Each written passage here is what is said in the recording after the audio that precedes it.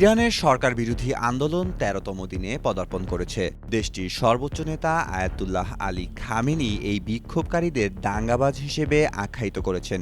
তিনি অভিযোগ করেন, এই বিক্ষোভকারীরা মার্কিন প্রেসিডেন্ট ডোনাল্ড ট্রাম্পকে সন্তুষ্ট করতে দেশে বিশৃঙ্খলা ও ধ্বংসাত্মক কর্মকাণ্ড চালাচ্ছে। খামেনি এক টেলিভিশন ভাষণে স্পষ্ট জানিয়েছেন, ইসলামী প্রজাতন্ত্র কোনোভাবেই এই অপশক্তির কাছে নতি স্বীকার করবে না। অন্যদিকে ডোনাল্ড ট্রাম্প হুঁশিয়ারি দিয়ে বলেছেন, ইরান যদি নিজের দেশের মানুষ হত্যা বন্ধ না করে তবে তাদের ওপর ভয়াবহ আঘাত হানা হবে। মানবাধিকার সংস্থাগুলোর দেওয়া তথ্য মতে সহিংসতায় এ পর্যন্ত অন্তত ৪৮ জন বিক্ষোভকারী এবং ১৪ জন নিরাপত্তাকর্মী নিহত হয়েছেন।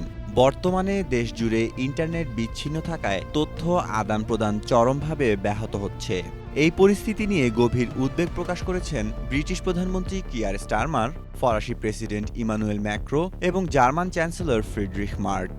তারা ইরান সরকারকে শান্তিপূর্ণ প্রতিবাদের অধিকার রক্ষার আহ্বান জানিয়েছেন। মেহেদী মাসুদ, জনকণ্ঠ।